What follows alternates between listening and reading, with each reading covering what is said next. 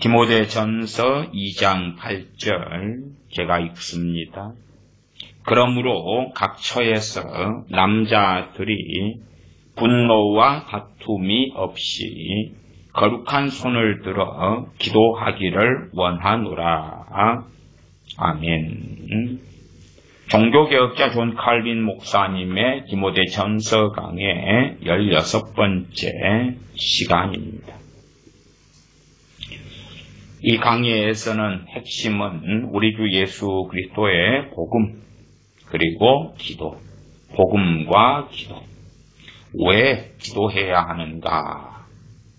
기도를 중하게 여기지 않는 사람들은 주님을 배반하는 사람들이다 하는 심각한 경고와 더불어 핵심 메시지는 우리 주 예수 그리스도의 구원, 은혜, 복음의 말씀이 나와 있습니다. 사도 바울은 우리 구주 예수 그리스도께서 이 세상에 오셔서 자기 자신을 모든 사람의 속죄물로 바치셨고 구원의 말씀이 우리 주 예수 그리스도의 이름을 통해서 작은 자와 큰 자의 관계없이 모든 사람들에게 전파된다고 말씀합니다. 그런 까닭에 모든 사람에게 하나님을 찾을 것을 권고하는데 부지런하였습니다. 하나님은 우리의 아버지이시며 하나님의 사랑으로 감동을 받는 것이 믿음의 참 열매입니다. 믿음의 참 열매는 하나님의 사랑으로 감동을 받는 것이다. 우리가 하나님께 달려갈 수 있는 길은 활짝 열려 있습니다. 또 하나님께서는 우리를 지켜보고 계시며 우리에게 필요한 것이 무엇인가를 아십니다. 그리고 기꺼이 채워주려고 하십니다. 그러한 사실을 우리가 확실히 믿고 있을 때에 우리는 하나님께 기도할 수 있습니다. 믿음을 가지고 믿을 때에 기도할 수 있다. 하나님이 우리를 부르시기 전에 우리는 매우 뻔뻔스럽고 어리석기 짝이 없는 존재였습니다. 살려둘 가치조차 없는 무익한 존재가 어떻게 감히 하나님께 나아갈 수 있겠습니까?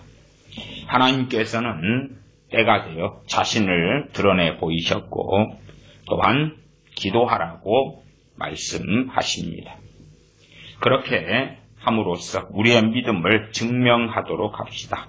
뭐 함으로써요? 기도함으로. 기도 생활은 우리의 믿음의 증명에 속한다. 복음을 참으로 믿는 사람은 복음을 통해서 발견하는 가장 중요한 것 중에 중요한 것은 하나님의 사랑하심이 될 것입니다. 사도 바울은 로마서에서 다음과 같이 말씀합니다. 로마서 10장 14절 저희가 믿지 아니하는 일을 어찌 부르리요 듣지도 못한 일을 어찌 믿으리요 전파하는 자가 없이 어찌 들으리요. 비록 우리가 아무 가치가 없을지라도 하나님께서 우리를 맞아주실 준비를 하고 계시다는 사실을 우리는 알게 됩니다. 따라서 일단 하나님의 뜻을 알았으면 용기를 내어 하나님께로 가도 좋습니다. 왜냐하면 하나님께서는 우리를 다정하게 맞아주실 것이 확실하기 때문입니다.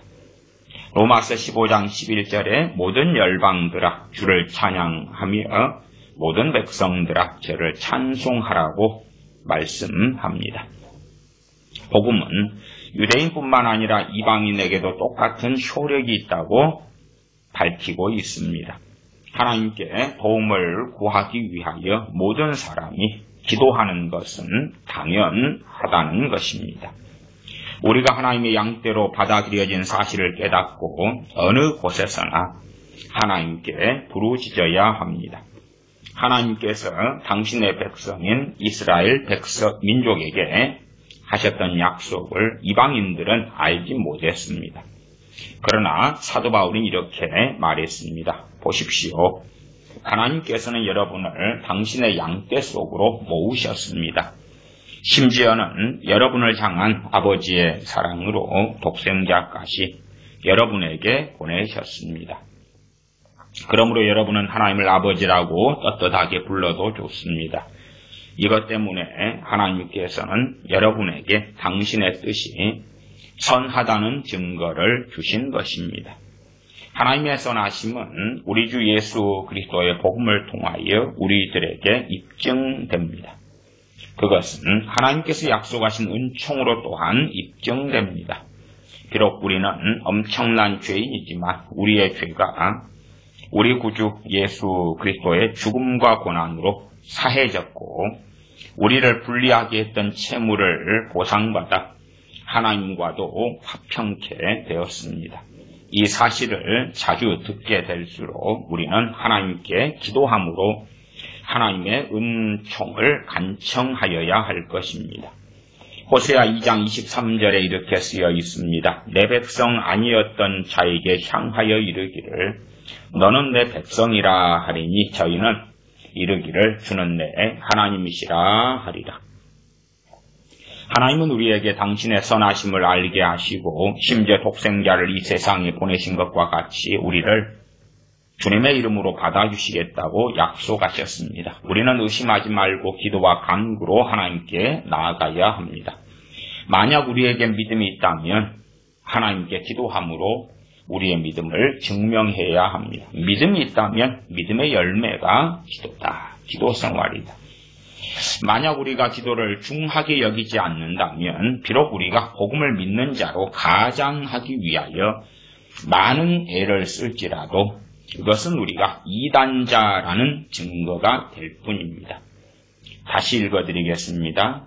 257페이지 상단입니다.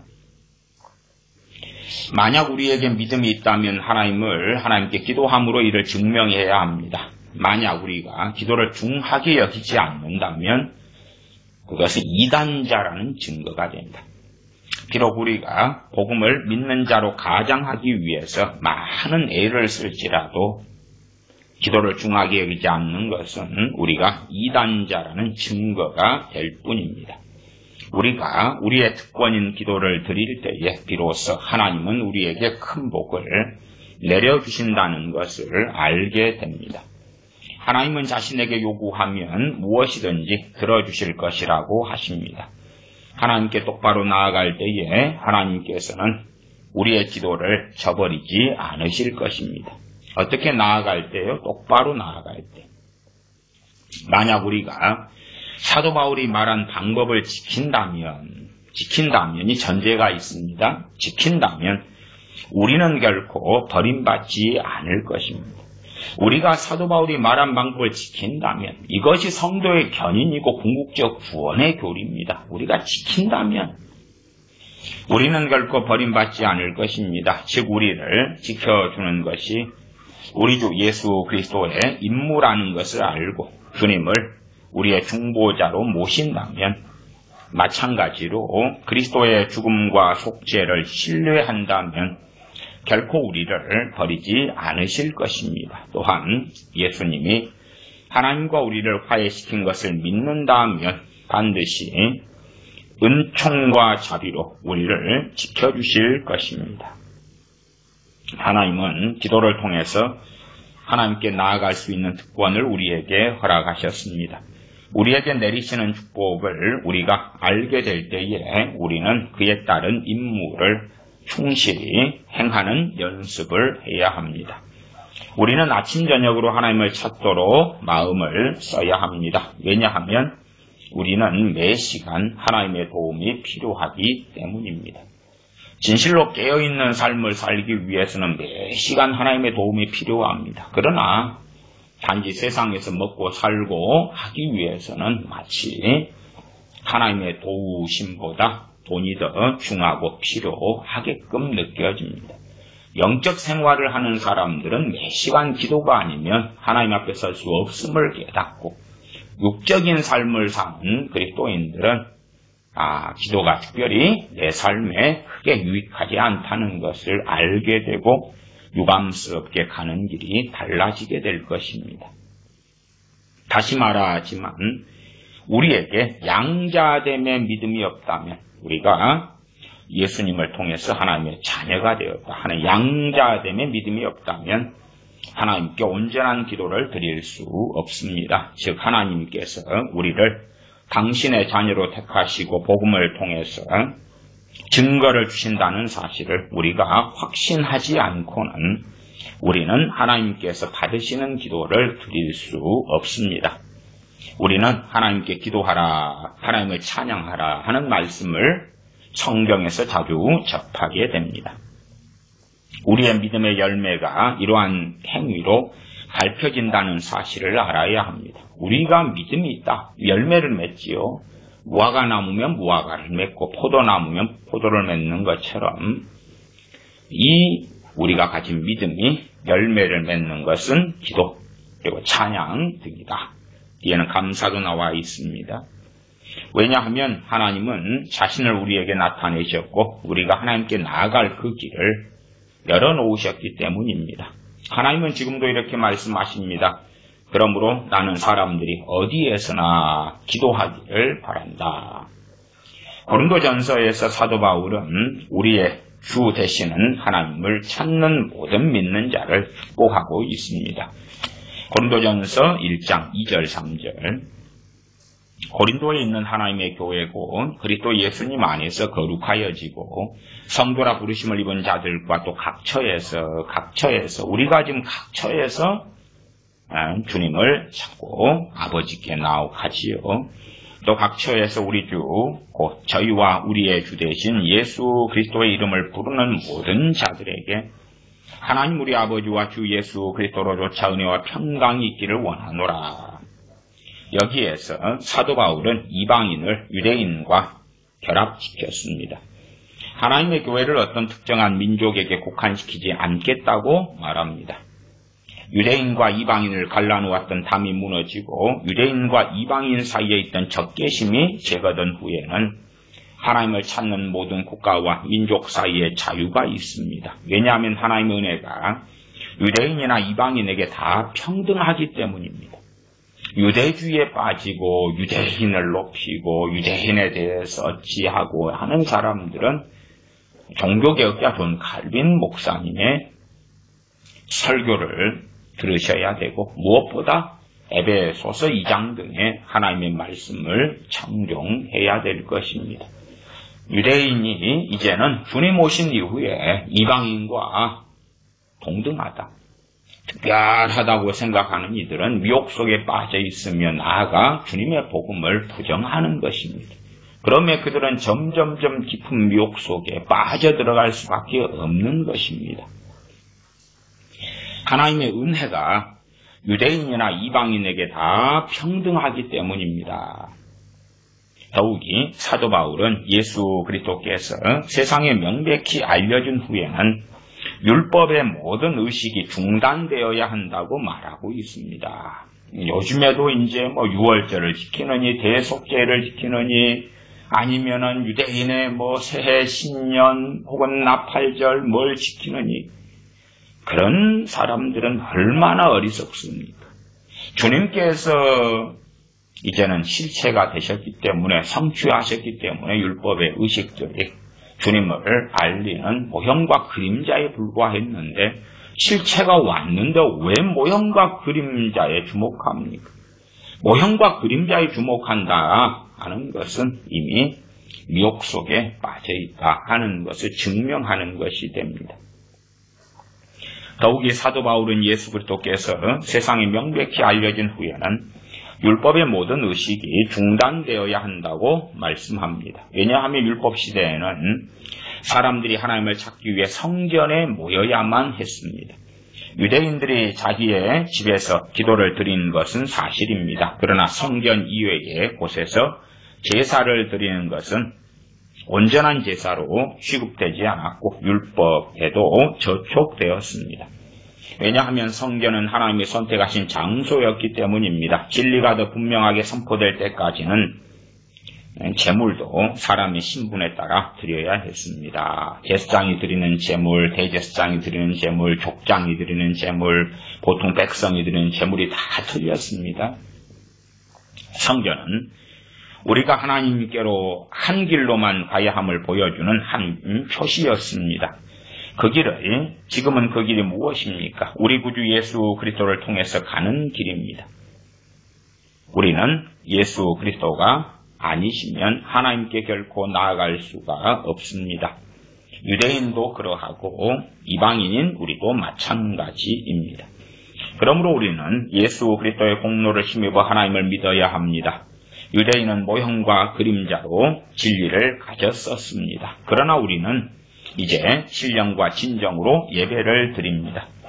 하나님은 유대인들을 또한 이방인들을 믿음 안에서 하나가 된 그런 자녀로 품어 주십니다. 구약의 율법의 의식을 통하여 이스라엘 백성에게 말씀하시는 것은 구약의 이스라엘 백성들의 어리석음과 무지함에 적합한 방법이었습니다. 그러나 지금은 복음 안에서 구원의 핵심이 분명히 드러났기 때문에 옛날의 상징물들이 필요치 않습니다. 하나님이 율법 시대에 제정하셨던 의식, 즉 예루살렘 성전에서의 의식과 그 외의 의식들이 지금은 폐지된 것을 보아서 우리가 그것을 더 이상 계속할 필요는 없게 되었습니다. 예수 그리스도께서는 요한복음에서 사마리아 여인에게 이렇게 말씀하셨습니다. 요한복음 4장 21절에서 23절. 예수님께서 가라사대 여자여 내 말을 믿으라. 이 산에서도 말고 예루살렘에서도 말고 너희가 아버지께 예배할 때가 이르리라. 너희는 알지 못하는 것을 예배하고 우리는 아는 것을 예배하노니 이는 구원이 유대인에게서 남이니라. 아버지께 참으로 예배하는 자들은 신령과 진정으로 예배할 때가 오나니 곧 이때라. 아버지께서는 이렇게 자기에게 예배하는 자들을 찾으시느니라. 그 당시에 유대인과 사마리아 사람 사이에는 큰 논쟁이 있었습니다. 그것은 사마리아에 유대인들을 무시한 채 성전이 지어진 사건 때문이었습니다. 또한 사마리아 성전에서 예배를 드리는 자들이 스스로 아브라함과 이삭과 야곱의 자손이라고 주장함으로 문제는 더 커지게 되었습니다. 그러나 거기에는 차이가 있습니다. 먼저 유대인에게는 하나님의 말씀이 있었습니다. 그리스도께서는 과거의 유대인들이 예배드리는 대상을 바로 알고 있었다고 말씀하셨습니다. 왜냐하면 유대인은 올바른 교회에 의해서 지배되었지만 사마리아인은 우상을 숭배하는 사람들이었기 때문입니다. 그러나 지금은 예수님의 말씀대로 예루살렘 성전을 위해서도 사마리아의 성전을 위해서도 애쓸 필요가 없습니다. 왜 그렇습니까? 그것은 하나님의 온 세상을 통해서 신령과 진정으로 경배와 영광을 받으실 것이기 때문입니다. 예수 그리스도께서 오신 후에는 옛날 율법의 그림자는 사라졌습니다. 그러므로 우리에게는 비록 물질로 보이는 것은 아니지만 눈에 보이지 않는 진정한 성전이 있다는 것을 알고 만족해 하십시다. 하나님의 충만하심이 우리 구주 예수 그리스도 안에 거하고 계십니다. 예수님은 우리를 하나님께 인도하시려고 손을 내밀고 계십니다. 우리는 예수님을 통해서 참된 신령의 성전으로 들어갑니다. 우리는 성전의 휘장이 갈라졌다는 사실과 그로 인해 하나님께서 우리를 받아들이신다는 사실을 알고 있습니다. 이제 우리는 더 이상 멀리 떨어진 성전 뜰에서 예배드리지 않아도 됩니다. 하나님께 가까이 나아가 입을 크게 열어 아버지라 부르는 특권이 생겼습니다. 아바라는 말은 시리아 언어로 히브리어에서 사용된 관습적인 말입니다. 사도 바울은 두 단어 아바와 파더, 히브리어와 그리스어를 번역하여 모든 사람은 자기가 사용하는 언어로 하나님을 자유스럽게 부를 수 있음을 알려주었습니다. 네, 그렇습니다. 이제는 예배를 드리기 위해서 꼭 가야만 했던 특별한 장소는 없어졌습니다. 물론 유대인들은 제3성전을 지으려고 다시 하죠. 그것은 더한 반역으로 가는 길입니다. 그러나 우리는 복음이 온 세상 방방곡곡에 전파됨에 따라 오늘날에는 누구나 하나님을 불러도 된다는 것, 즉 각처에서 분노와 다툼이 없이 거룩한 손을 들어 기도해야 된다는 사실을 열방 사람에게 알려주어야 합니다. 실제로 예루살렘의 성전을 무너뜨린 분은 하나님이시지요. 그러나 어리석은 사람들은 사람 손으로 지은 성전을 계속 만들려 합니다. 아마 정광훈 씨 같은 사람도 세계 기독성을 만들게 될런지 모르지만 계속하여 시도하고 있지요. 돈을 모으고 있지요. 그러면 그것을 성지로 만들고 특별한 장소로 만들고 그렇게 하는 기괴한 것으로 더한 하나님에 대한 반역으로 달려갈 것입니다. 유대인과는 그 방법이 같지 않지만 지금은 우리가 편리한 대로 예배처를 가질 수 있는 것이 사실입니다. 즉 하나님의 말씀을 듣기 위해 어떤 특정한 곳에 가지 않아도 됩니다. 여기 있는 예배처와 같이 칼빈 목사님이 목회했던 그 교회 예배당이죠. 예배처. 그 여기 있는 예배처와 같이 또 다른 예배처들이 다른 곳에도 많이 있어서 어디든지 상관이 없습니다. 그러므로 모든 의식은 예수님이 오셨을 때에 끝났다는 사실을 알아두십시다. 기도를 방해하는 천주 교도들의 미신적인 관념에서 벗어나기 위해서는 이것을 이해하는 것이 매우 필요합니다. 로마 가톨릭 천주교인들이나 정교회 사람들은 의식을 만들어냅니다. 그리고 그것을 구약의 율법의 어떤 모형들을 써서 사용하는 경우도 있고 대표적으로 미사는 주님의 성찬을 가지고 정말 극악무도한 짓을 한 것입니다. 과거 유대인은 등불과 향수와 향을 사용했습니다. 또 그들에게는 율법에 따른 제사장이 있었습니다. 이러한 점에서 우리는 하나님과 사람 사이에는 그러한 중보자가 필요하다고 생각할지도 모릅니다. 그래서 이제 마치 주교나 신부들이 중보자가 되는 양 그 자리에 교황이 하나님과 사람들 사이에 교황은 무호하다 등의 광증에 빠진 가르침을 전파하면서 교황이 말하는 것은 성경의 권위와 동등하다든지 오류가 없다든지 하는 정신나간 소리를 하지요. 천주교도들은 아직도 이것들을 모두 사용합니다. 등불도 향수도 향도 다 사용한다. 그러나 그것은 예수 그리스도를 부인하는 것과 같습니다. 구약의 율법의 의식을 행하는 데 들어가면 예수님을 부인하는 것과 같다. 실제로 그러한 어리석음들이 때때로 예를 들어 맥주감사절 같은 걸 통해서도 부지불식간에 일어나는 일들도 보지요. 참 본체이시며 모든 것의 실체이신 예수 그리스도께서 오시기 전에는 하나님께서도 그림자 속에서 예배를 받는 것을 기뻐하셨습니다. 모형과 그림자, 성전의 제사 예배 등이었습니다. 사도 바울이 골로새서 2장에서 말한 바와 같이 그러한 의식을 찾는 자는 결국 그리스도를 멀리하게 됩니다. 그 의식을 추구하는 사람은 주님을 멀리하게 되지. 어리석어진 사람은 예배도 그렇습니다. 예배 모범 그래서 출발 시작할 때 신앙 고백하고 뭐하고 대표기도 하고 찬송가 부르고 교동문하고 어쩌고 저쩌고 해야지 예배다. 그래서 뭘로 빠집니까? 의식으로 빠져. 또 다른 의식으로 빠져. 그에 대한 정답표 자체가 없는데 만들어내는 것입니다. 야, 고난주간은 이렇게 돼야 돼, 부활절은 이리 돼야 돼, 성탄절은 이리 돼야 돼 하는 또 다른 무수한 의식을 어리석은 사람들은 만들어 왔습니다. 그래서 그러한 의식을 찾는 자는 결국 그리스도를 멀리하게 됩니다. 왜요? 미혹이 점점점 들어오기 때문에 그렇지요. 그리스도께서 이 세상에 오셔서 우리의 육신을 입고 고난을 당하시고 죽으신 것은 일정 기간 동안 활용되었던 이 상징물들을 더 이상 필요치 않게 하려는 목적이었다는 사실을 그들은 모르고 있습니다. 천주교인이 모르고 있고 유대인들이 모르고 있고 정교인들이 모르고 있고 심지어 WCC로 그들과 함께 하려는 자들도 미혹에 빠져서 소경이 되어 버렸습니다. 더 이상은 예표와 그림자 모형이 필요 없다. 필요 없게 하셨다. 왜? 애언된 것을 자신께서 직접 다 이루셨기 때문에 그러합니다. 천주교 신자들은 그들이 사용하는 모든 어리석은 짓으로 우리 구주 예수 그리스도의 영광을 가리울 뿐 아니라 또한 전적으로 복음을 손상시킵니다. 그러므로 순수한 마음으로 하나님께 예배드리고 하나님을 부르는 법을 배웁시다.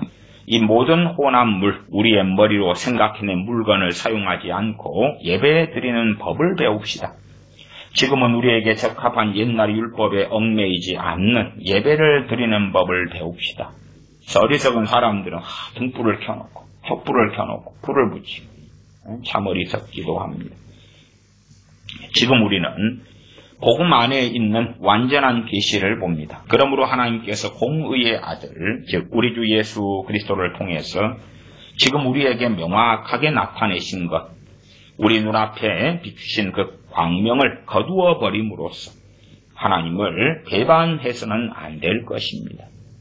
복음 안에 있는 완전한 계시를 우리에게 주셨는데, 그런데 어리석게 명확하게 주님을 통해서 보여주신 그 광명을 거두어버린다, 덮어버리면서 하나님을 배반해서는 안 된다. 큰 광명이 이제 우리 앞에 있는데 예전 어두운 그늘 속에서의 생활에 대해서 더 이상 이야기할 필요가 있습니까? 구약의 율법의 의식들을 이야기하는 것입니다.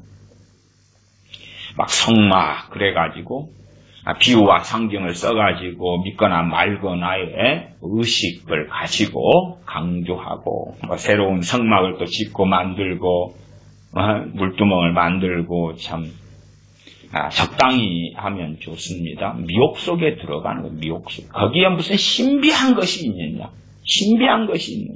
응?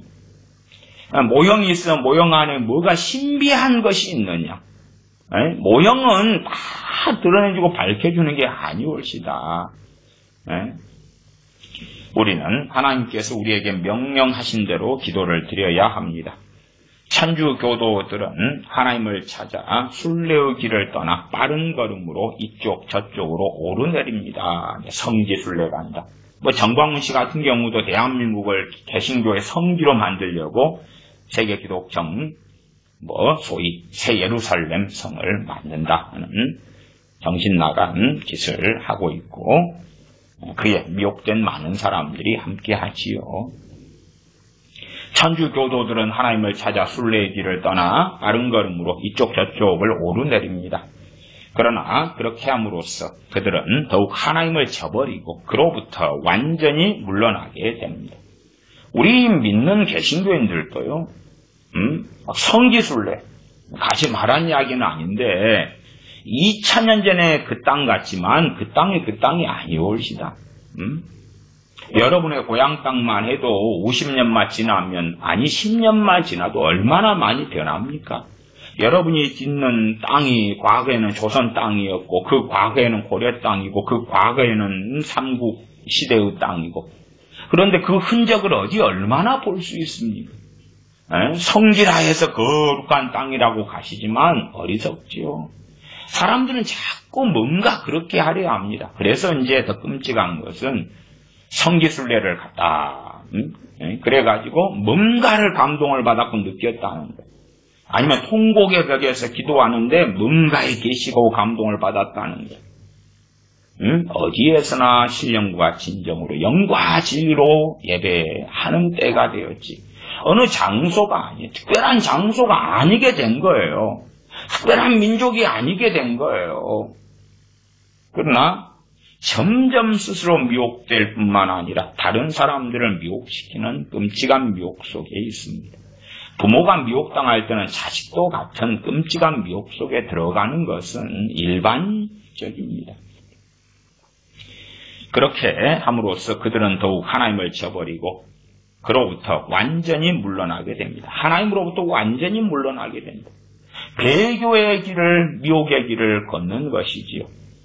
그러한 예를 본받지 말고 복음의 교리를 굳건히 믿읍시다. 성지순례에 대한 거짓되고 헛된 것들이 정말 많습니다. 그 가운데 빠져들어가면 그러면 복음을 부인하는 것이 될 때들이 많다는 걸 아셔야 돼요. 즉 하나님께서 우리의 모든 요구를 들어주신다는 것을 의심하지 말고 매일 기도하라고 권면받은 대로 하십시다. 하나님께 기도 드릴 때에 우리는 우울하거나 화가 난 감정으로 기도해서는 안 됩니다. 자기 안에 울분이 있는데 하나님 왜 이럽니까? 막 해도 된다고 하는 이상한 기독교 상담가들 많습니다. 죄 짓는 것입니다. 심각한 죄 가운데 나아가는 것입니다. 이제 바르게 기도하는 것에 대하여 이야기합니다. 마치 하나님께서 보내신 환난으로 인한 것처럼 불안해하고 화가 나고 불만이, 불평이 있는 기도를 한다면 그것은 바로 하나님을 욕되게 하는 것입니다. 자기의 기호에 맞게 이루어지지 않았기 때문에 하나님께 항의하고 또한 하나님께 기도했던 것처럼 드러내는 사람들이 종종 있습니다. 이제 그 항의하고 이런 것을 하나님께 기도하는 거라고 생각하는 사람들이 종종 있다. 그러나 그렇게 해서 그들이 하나님께로 오게 될지라도 그것은 결국 하나님께 반항하는 것일 뿐입니다. 그러한 기도를 아무리 많이 해도 죄만 더 쌓이는 거예요. 죄만 더 쌓여. 이것이 몇몇 사람들이 사용하는 기도 방법입니다. 이처럼 노를 품은 독한 마음을 가지고 하나님께로 오는 것보다 차라리 기도를 전혀 하지 않는 것이 낫습니다. 기도에 열심히지 않은 사람은 이단자와 같다고 그랬습니다. 그런데도 그따위 기도를 하는 것보다 기도를 전혀 안 하는 게 낫다. 그러므로 평안한 마음으로 하나님께 기도드리는 법을 배웁시다. 사도 바울은 우리가 부지런히 기도하는 것 외에 감사를 드리는 일에도 동참해야 한다는 것을 보여줍니다. 만약 우리가 소망하는 것을 즉시 받지 못했으면 하나님께서 우리의 요구를 기꺼이 들어주실 때까지 참을성 있게 기다리십시다. 우리는 하나님에게 기도할 때 투덜거리거나 안달하거나 거품을 품어서는 안 됩니다. 또한 왜 우리를 이렇게 힘들게 하십니까? 라고 하나님께 묻거나 대답을 요구해서도 안 됩니다. 여기서 사도 바울은 한 가지를 더 지적하고 있습니다. 당시 유대인들은 이방인들이 들어오지 못하도록 문을 닫아 걸고 있었습니다. 왜냐하면 유대인들은 이렇게 말하기 때문입니다. 우리는 하나님의 자녀고 하나님 우리를 선택하셨고 또한 아브라함 후손은 할례받지 않은 사람보다 더 많은 특권을 누려야 하기 때문이다. 그런 이방인 너희들은 들어오지 말아라. 그리고 문을 닫았다. 반면에 이방인들은 유대인들을 비웃었고 율법의 여러 의식이 폐해졌음을 알지 못하는 어린아이로 간주했습니다. 그래서 유대인과 이방인, 유대인 예수님 믿는 사람들, 이방인 믿는 사람들이 나누어져 있었다. 나누어져 있어. 한 교회 안에서도 그런 일들이 벌어졌었다. 그렇게 해서 유대인은 이방인을 멸시하고 경멸하게 되었고 또한 이방인들을 형제로 받아들이려고 하지 않았습니다. 반면에 이방인들은 유대인들이 계속 율법의 어리석은 의식들에 집착하였기 때문에 무식하다고 비웃었습니다. 여기서 분파가 생겨 서로 대항하게 되어 교회는 산산조각이 났습니다. 그러나 하나님은 무엇보다도 형제 사랑을 명령하셨습니다. 우리 주 예수 그리스도께서 우리에게 가르쳐주신 기도의 형태를 검토해 봅시다. 하늘에 계신 우리 아버지에서 보는 바와 같이 하나님을 부를 때에 모두 나의 아버지라고 부르라고 하시지 않았습니다. 그러므로 내가 우리 아버지라고 말하면 나는 모든 사람의 이름으로 기도하는 것이 됩니다. 그래서 모든 사람이 똑같이 이렇게 말해야 합니다. 우리가 서로 함께 결합되어 하나가 되지 않으면 기도를 통해서라도 하나님께 나아갈 수 없게 됩니다. 믿는 형제들이 서로 미워하고 증오하고 그렇다면 그 사람이 하나님께 나아가 기도해도 하나님께서는 그 기도를 듣지 않으신다 그 말이에요. 눈에 보이는 형제를 사랑하고서야 하나님께 나아가 기도할 때에 하나님께서 들으신다. 왜냐하면 자기 자신을 형제와 분리시키는 자는 자기의 입을 다물게 될 뿐 아니라 우리 주 예수 그리스도께서 명령하신 대로 하나님께 기도할 수 없기 때문입니다. 하늘에 계신 우리 아버지 이렇게 기도하라 했는데 분리를 시키고 싫어 미워 그렇게 했을 때 하늘에 계신 우리 아버지 해봐야 그 위선이고 거짓만이 판명 날 것이다 그 말이에요.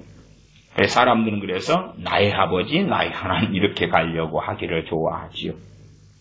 간단히 말해서 우리가 하나님께 나아가 우리 자신을 드리기 전에 먼저 화합하고 평화의 띠로 묶여 있어야 합니다. 뒤에는 이제 암호하거나 화합하면 안 된다고 이야기합니다. 그냥 믿는다고만 하면 화합하면 안 된다. 화합할 자들과 진리 안에서 화합하라는 이야기를 조금 지나면 합니다. 우리가 말한 불화와 논쟁이 유대인과 이방인 사이에도 존재했습니다. 사도 바울은 유대인과 이방인이 서로 화목하기 전까지는 거절당하거나 버림받을 뿐이고 그 후에야 하나님을 만나는 것이 가능하다고 말씀합니다. 어떤 유대인과 이방인이요? 예수님을 믿는 유대인과 이방인. 진리 안에서입니다. 이것이 사도 바울이 그들에게 분노와 다툼이 없이 거룩한 손을 들어 라고 말씀한 이유입니다. 이게 당시에 기본적으로 유대인과 이방인이 한 교회 안에서 나누어지고 갈라지고 나는 아브라함 혈통이고 우리는 혈통이고 너희는 이방인이고 우리는 여전히 율법을 지킬 거야. 의식을 지킬 거야. 이 의식은 이제 폐해졌다. 왜 그러냐.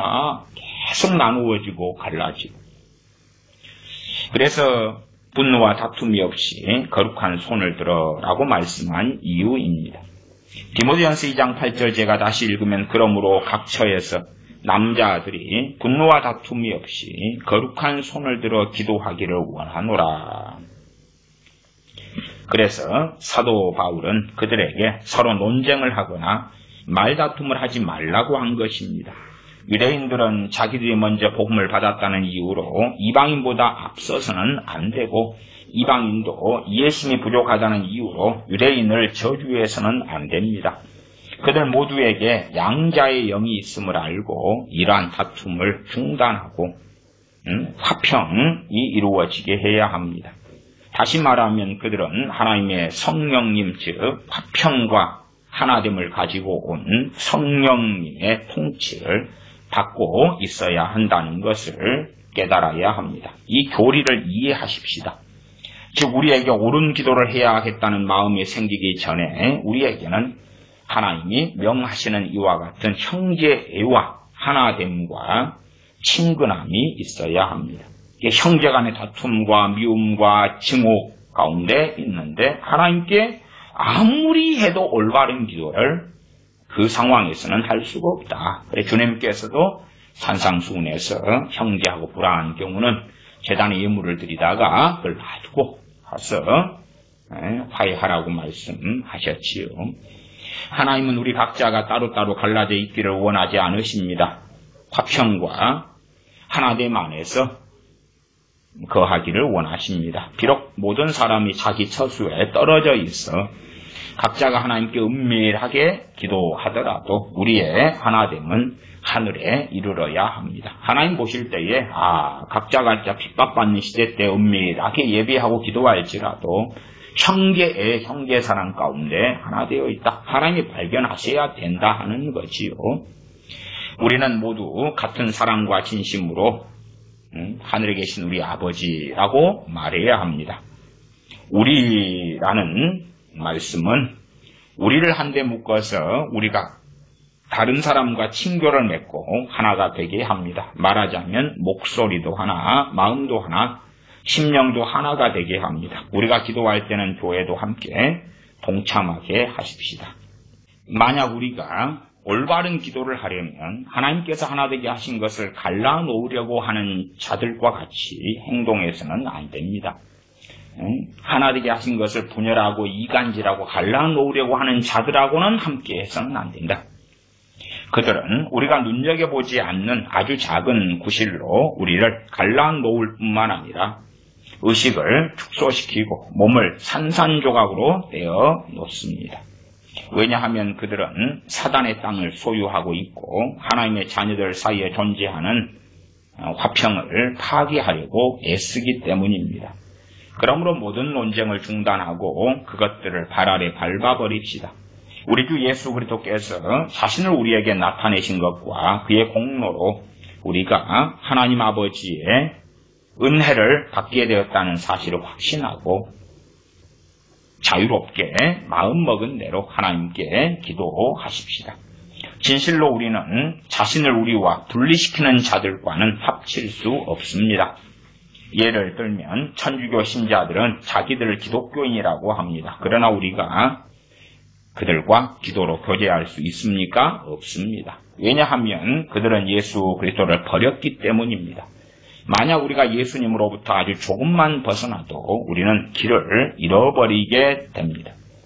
천주교도들을 예수 그리스도로부터 이미 자신들을 떼어놓음으로 그들과 결합하기에는 너무 거리가 멀게 되었습니다. 그러나 반대로 우리는 예수 그리스도께 굴복하는 자가 있다면 도와주어야 합니다. 서로 화합하여 하나님께 나아가 우리 자신을 드립시다. 우리 주 예수 그리스도께서는 마태복음에서 다음과 같이 말씀하셨습니다. 마태복음 5장 23절 24절 그러므로 예물을 제단에 드리다가 거기서 내 형제에게 원망 들을 만한 일이 있는 줄 생각나거든 예물을 제단 앞에 두고 먼저 가서 형제와 화목하고 그 후에 와서 예물을 드리라.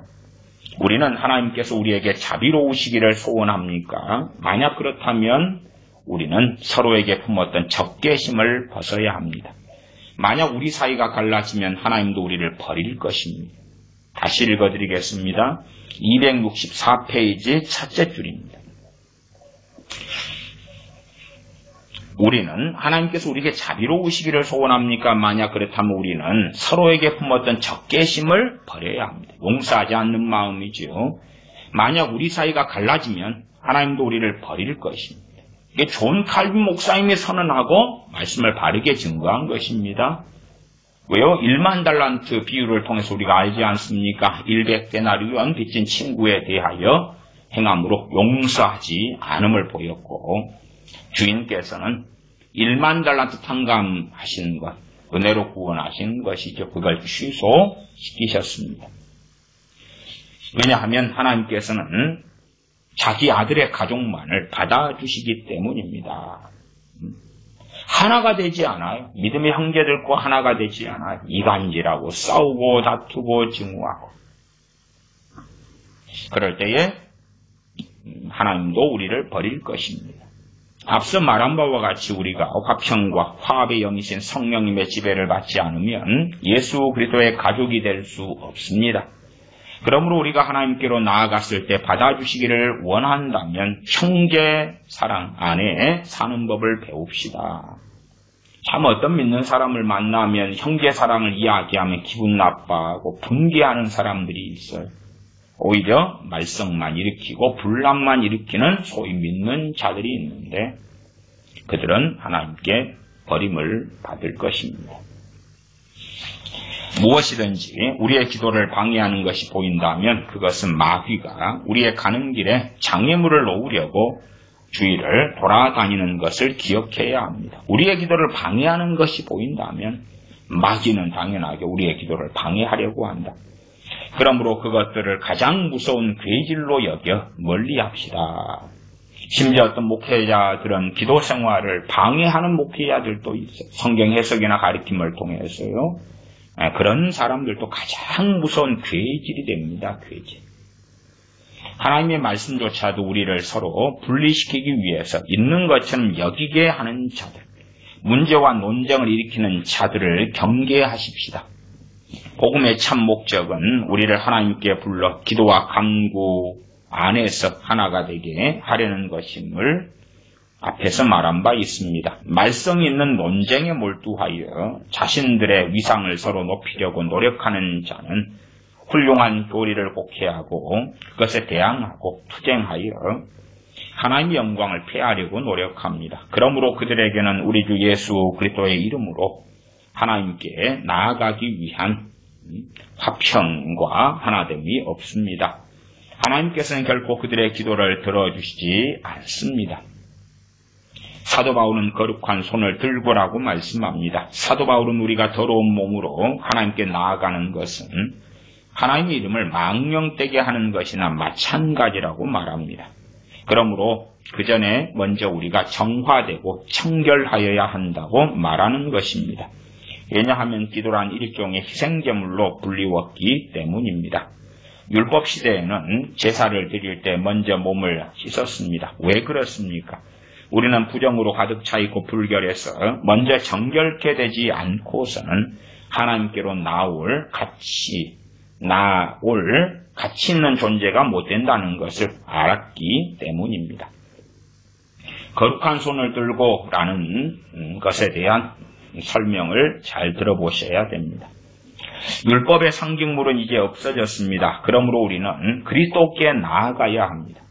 어떨 때요, 거룩한 손을 들고 했는데 우리가 부정한 상태고 또한 우리가 더러워진 상태라면 그때는 마치 구약의 율법에서 보여줬던 것처럼 제사할 때 먼저 몸을 씻고 등등등 했던 것처럼 우리는 그리스도께 나아가야 합니다. 왜냐하면 오직 주님만이 우리의 참된 씻음이 되시기 때문입니다.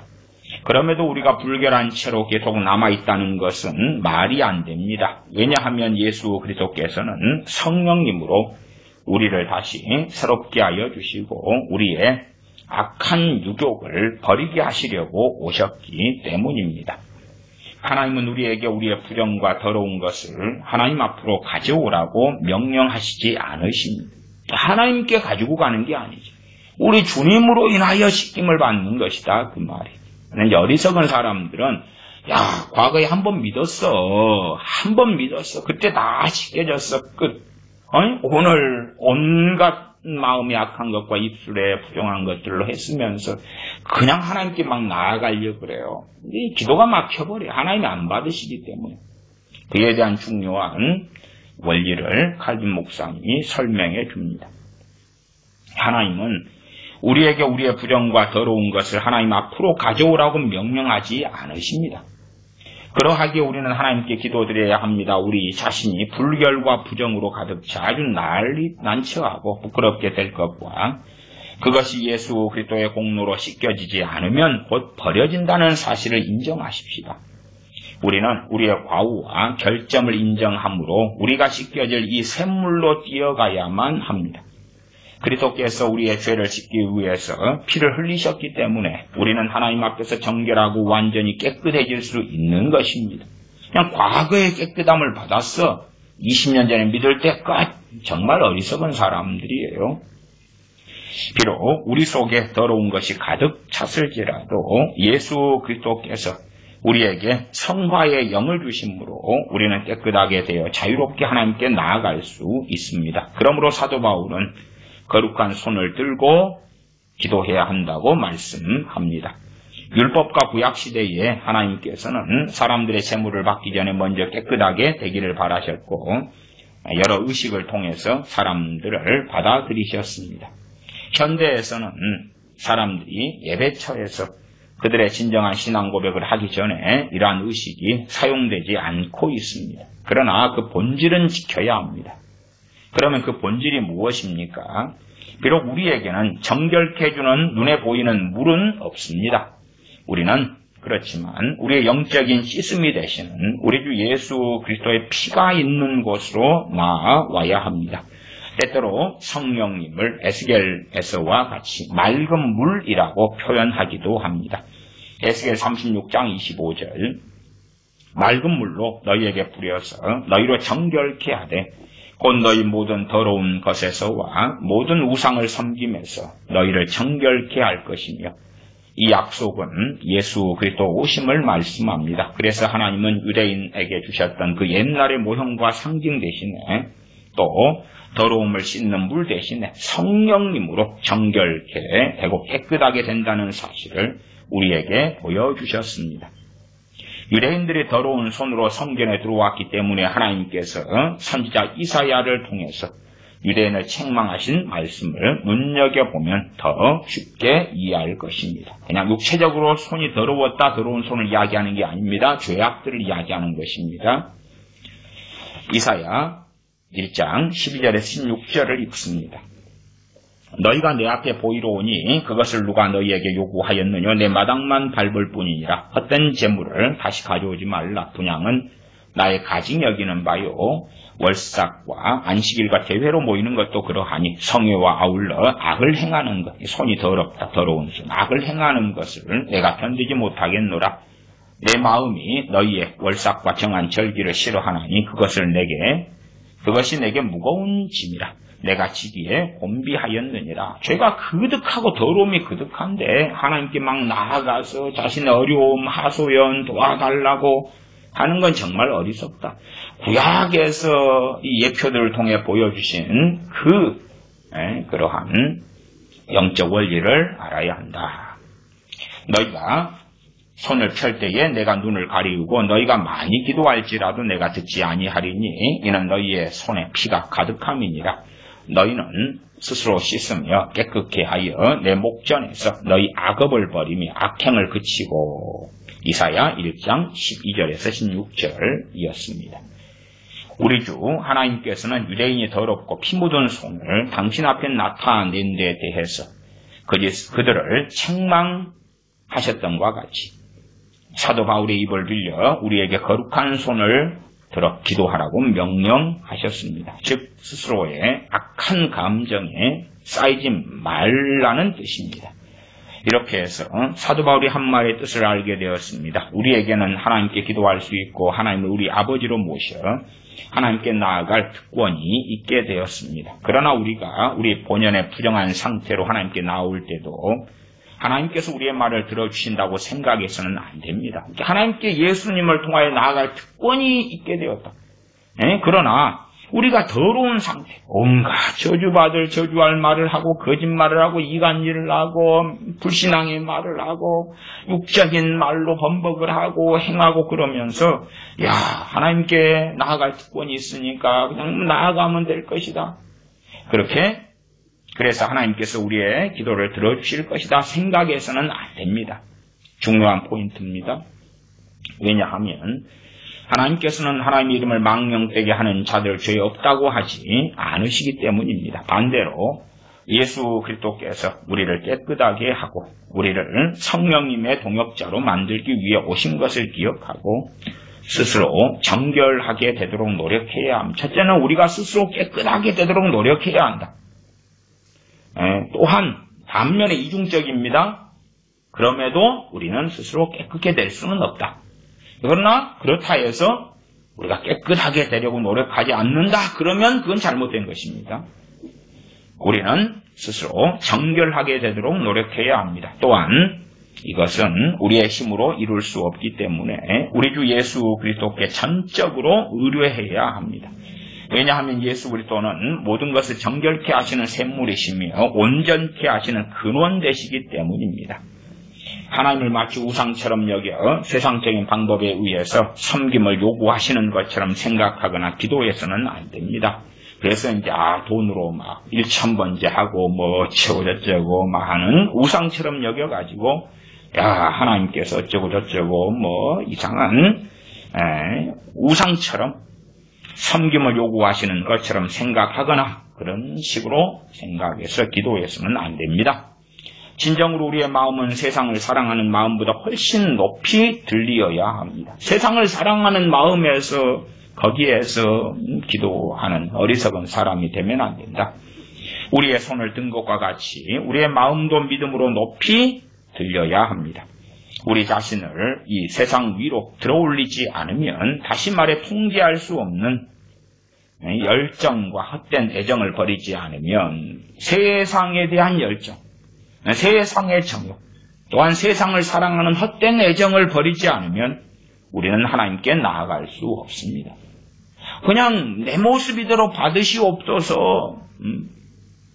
그리고 어리석게 하는 사람들이 많습니다. 그러한 복음성과 같은 것 등을 통해서도 사실상 미혹되지 않도록 말씀을 똑바로 알아야 되겠지요. 우리가 하늘을 향하여 우리의 손을 자주 드는 것과 같이 우리의 마음도 각자의 나약함을 인정하고 하나님께로 자주 인도되어야 할 것입니다.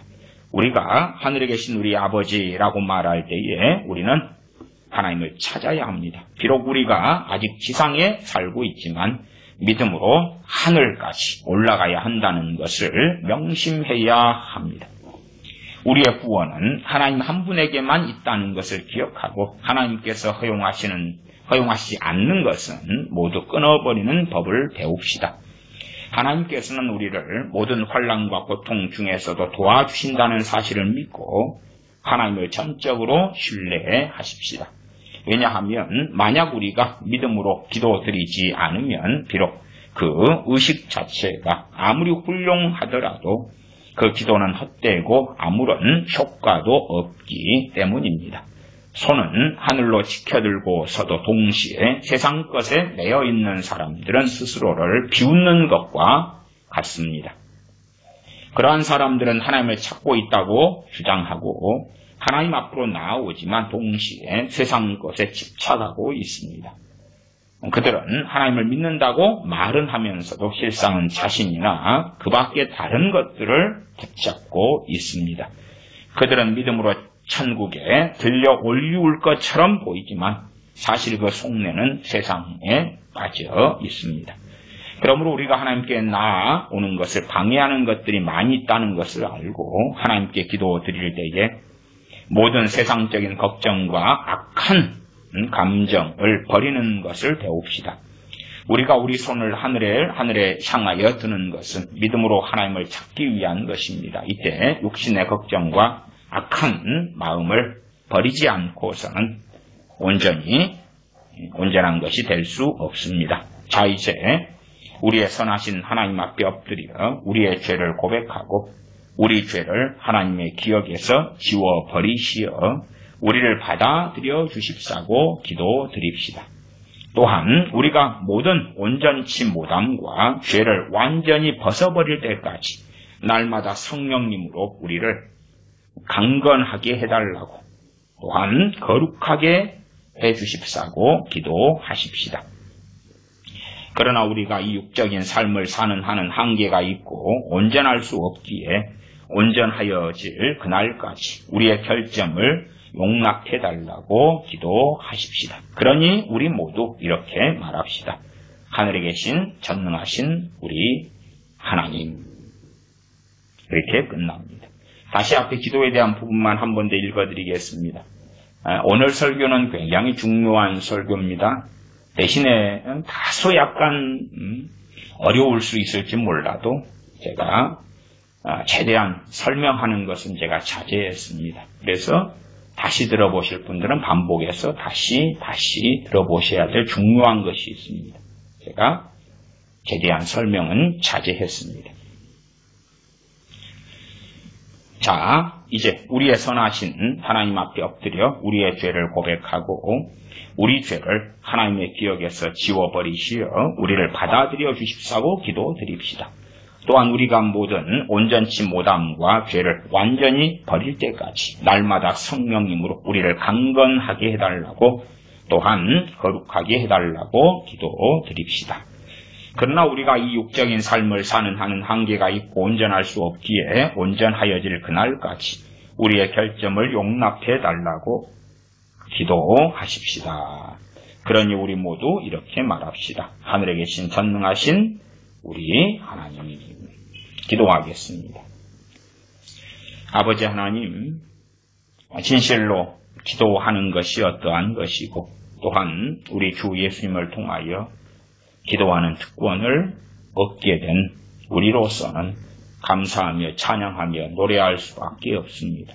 그러나 때때로 우리가 어리석어서 죄로 얼룩지고 더러워진 상태로 하나님께 나아가서 우리의 하소연과 도움이 되어달라고 구하지만 얼마나 세상 사람이 볼 때도 어리석고 어리석은지요. 전능하신 아버지께 나아갈 뿐만 아니라 우리 주님 의지하여 주님의 그 거룩한 셈에 또한 성령을 통하여 거룩함을 입도록 기도하고 나아가며 엎드리며 그렇게 함으로 깨끗함을 얻으며 또한 그러한 믿음을 가지고 전능하신 아버지께 날마다 나아가는 하나님의 자녀들이 되도록 일깨움을 주시옵소서. 우리 주 예수님의 이름으로 기도하옵나이다. 아멘.